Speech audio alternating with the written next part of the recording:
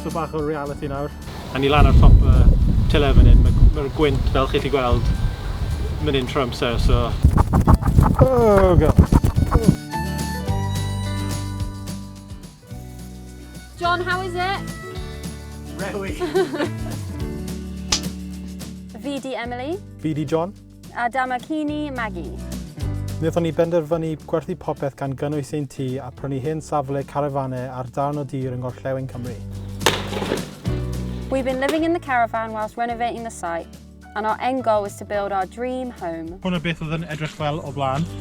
And along the way we've had our highs and we've had our lows. Felly dilynwch ni dros y flwyddyn nesaf wrth i ni Adeiladu'r Freuddwyd.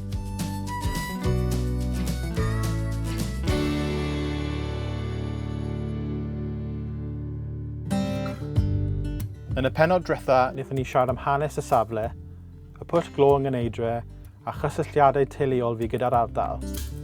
You also saw us cracking on with different jobs to prepare for building our dream home. That sounds easy, right? Well, it's a lot harder than it looks. Dyma'r bennod sy'n dangos reality o gymryd fan prosiect mor fawr â hyn. Mae lot o pwysau ar ni ar y foment, achos ni wedi gwneud y commitment, ni wedi gwerthu popeth, ni wedi dechrau'r prosiect.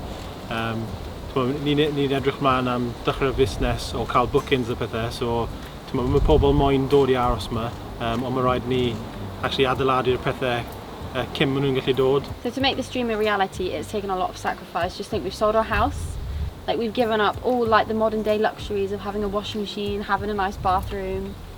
Ni'n basically cysgu ar rubbish sofa bed pob nos am blwyddyn. And I think for us, the shock of going from a house to a caravan, even though we've adjusted really well, it's like after a long day at work and I want to have a really hot shower and our shower's not working, and it's windy and it's blowing out the pilot. Ice cold. But that's fine because that's not every day. Fi'n credu mae pawb more sort of used to gorffen gwaith pob dydd, mynd gytre, gorwedd lawr ar y soffa, troi'r teli mlaen a just ymlacio. Ond fan hyn, ni'n gorffen am y diwrnod gyda'r actual day jobs, a wedyn mae wastad pethau i wneud mas dy fas fel torri'r coed neu mae'r gwair yn tyfu pob diwrnod. So even os ti ddim yn teimlo fel ei gwaith ar ôl the day job, mae fe wastad na. Os ni'n gwybod pa mor aml bydd diwrnodau sych gyda ni gweithio. Yeah, we wake up every day, don't we, and we're like, what is the weather doing today? The apps lie to us daily. Mae digon o pethau wael yn byw yn y caravan, ond it's not all bad. Felly dyma bach o insight mewn i be mae diwrnod arferol fel i ni. Jon, how is it? Rewi! So hwn yw'r reality o cael cawod mas dy fas.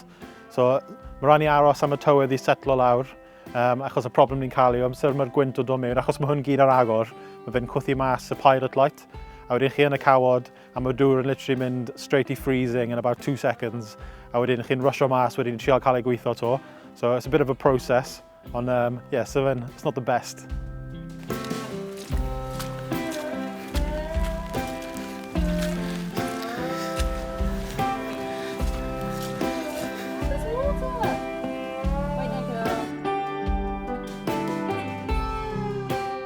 Does dim peiriant golchi dillad gyda ni yn y carafan, felly weithiau mae rhaid i ni fynd i'r pentref lleol i olchi dillad ni yn y laundrette.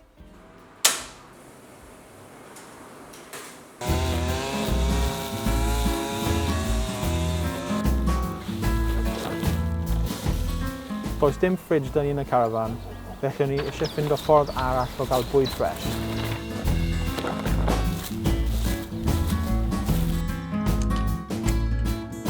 Felly ni wedi dechrau tyfu llysiau ein hunain. You supervising?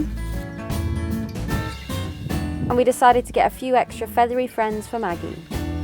Mae fe'n rhywbeth ni wedi bod yn meddwl am cael am blynyddoedd, a mae digon o lle dyn ni nawr. So, family, really. Y plan gyda nhw hefyd, maen nhw'n gallu actually helpu clyro'r tir, achos maen nhw'n mynd rownd yn scratcho, maen nhw'n bita gyd o'r weeds a gyd o'r slugs a bydde. So'r plan yw bod ni'n symud y ffens iddyn nhw a maen nhw'n gallu helpu torri'r gwair. So free lawn mowers, basically. Dim ond 15 weeks old yn nhw nawr, so mae cwpl o wythnosau dyn ni'n mynd a wedyn maen nhw'n dechrau gwneud wyau. I think a lot of people don't really realise that we actually live in a caravan in a field until they come. No.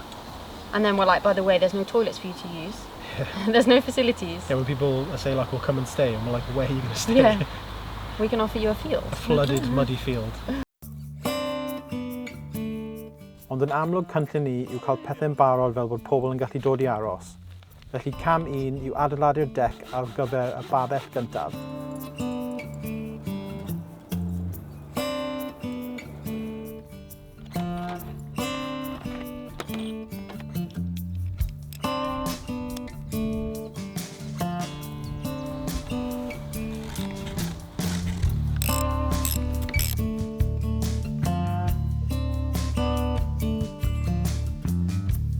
So ni hanner ffordd trwyddo adeiladu'r fframyn am y dec.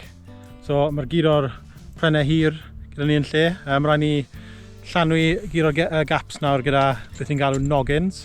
A wedyn gallwn ni actually dechrau gyda decking boards ar y top. So mae fe'n edrych yn pretty good ar y foment. So edrych mlaen cwpl ar job. So mae'r haul wedi dod mas. So good day so far.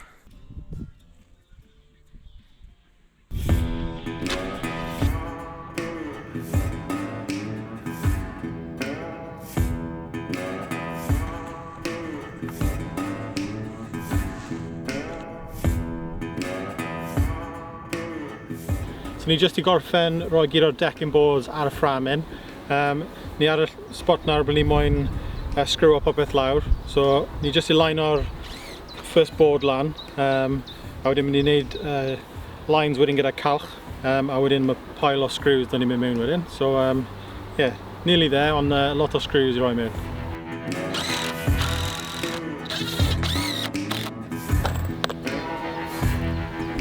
Cost adeiladu'r dec oedd £5,000 o bunnau. Ni newydd gorffen adeiladu'r dec.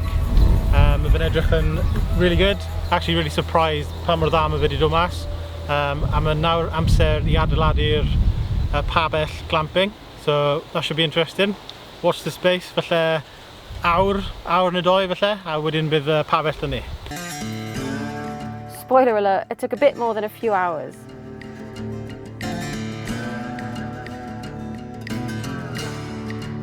£4,000 o bunnau oedd cost y 2 pabell. So we're so excited to be sitting in our new glamping area. It's so exciting to finally put them up. Gaethon ni'r tents di creu fel custom am ni, so ni'r pobl gyntaf yn Bryden i cael y tents fel hyn. A ni wedi cael yr arian i prynu'r tentyn a'r tent arall sydd ni o'r Kickstarter campaign o'n ni wedi gwneud ar YouTube. So hwnna oedd y ffordd o'n ni wedi cael pobl i bwco'r glamping accommodation blwyddyn cyn actually dod yma i cael yr arian i wneud y prosiect. Spoiler arall, mae'n y reswm ni yw'r bobl gyntaf i cael y pebyll yma ym Mhrydain. I'd say we're pretty positive people, but when things kind of go wrong back to back, it kind of starts putting a grey cloud on everything. Yeah, rai o'r pethau sydd kind of wedi mynd yn wrong gyda ni. Trial ffindo'r materials in the first place. Wedyn y deliveries ddim yn troi lan, neu fel y dec ni'n ystod yno. Nawr amser ni'n gwneud y prosiect hyn, o'n i wedi gwneud y maths yn anghywir. O'n i wedi rhedeg mas o screws hanner ffordd trwyddo. So oedd hwnna wedi, tynnu half the day was gone wedyn yn edrych am mwy o screws. Ni'n byw yn Cymru, ni'n byw ar top y tyle fan hyn. Mae'r tywydd yn newid pob 5 minutes. So mae hwnna'n definitely gwneud pethau'n lot mwy galed. A weithiau chi'n teimlo fel mae'r tywydd, it's against you. Mae hwnna'n gallu bod yn galed. Speaking of the Welsh weather, Ar ôl dod nôl o ffilm o priodas yn Lloegr, wnaethon ni ddod adre i ffindo bod problem. That's what's worth the clean off.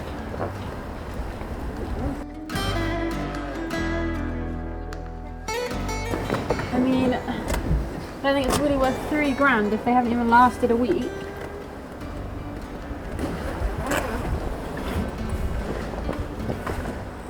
Oh, it's literally filled with water. Seriously, look how much water's in here. Oh man. That's like a swimming pool. It's dry. I think it's drier outside.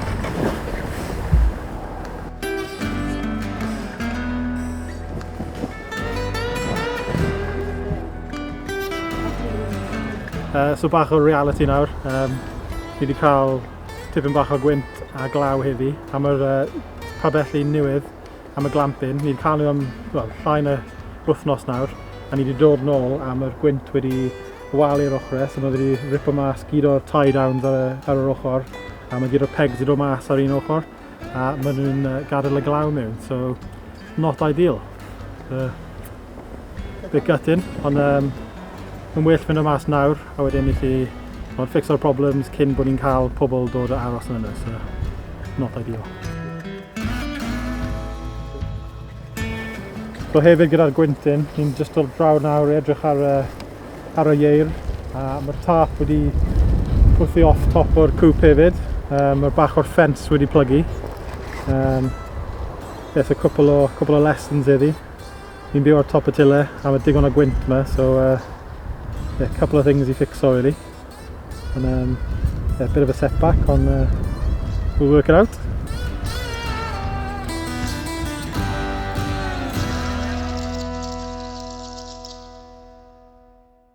Dim quite digon o le i cael y luxury o bath yn y carafan, so ni wedi penderfynu wneud y next best thing. Today we are making something on our land I have been dreaming of for as long as I can remember. We are about to make an outdoor bath in this area here. I like to call it our wilderness bath, and we're going to try and make it out of as many recycled and second-hand materials as we can find. Wnaethon ni brynu'r bath o Facebook Marketplace am 50 o bunnau. Felly, i dechrau ni'n defnyddio'r pren o'r hen garafannau i wneud dec i'r o'r bath arno.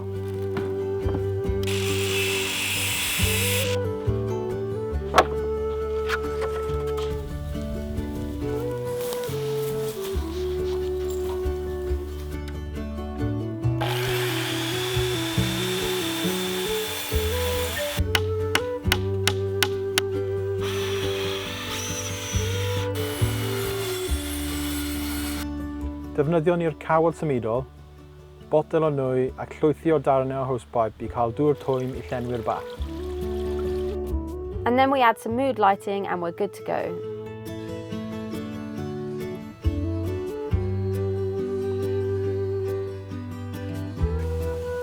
Felly bod rai o pethau wedi mynd o'i le, mae'n bwysig cofio'r pethau positif. Making the most of the bath, when it's not raining that is. Cwitches gyda'r yw'r a Maggie wrth gwrs.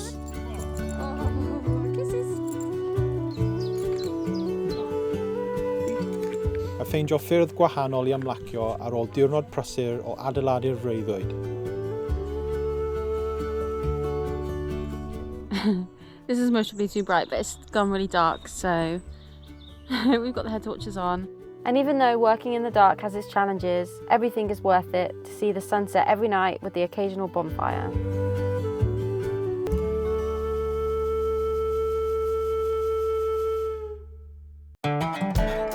Felly, bod tywydd Cymru'n gweithio yn erbyn I weithiau, ni wedi llwyddo I gyflwyno cwpl o yw'r i'r teulu, adeiladu'r dec I roi y pabell gyntaf lan ar gyfer gwesteion haf nesaf, a ffindo mas bod pitio pabell yng Nghymru ddim quite mor hawdd ac o'n i'n meddwl.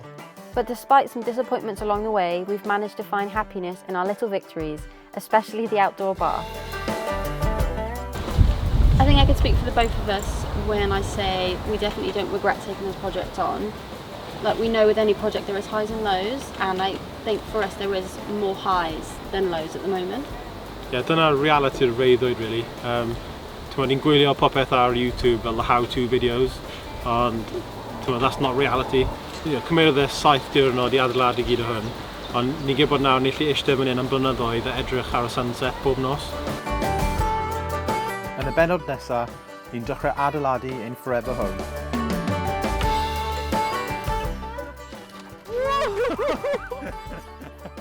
The amazing views yma pob nos. Yeah, I can't believe we get to wake up every day and this is what we're seeing.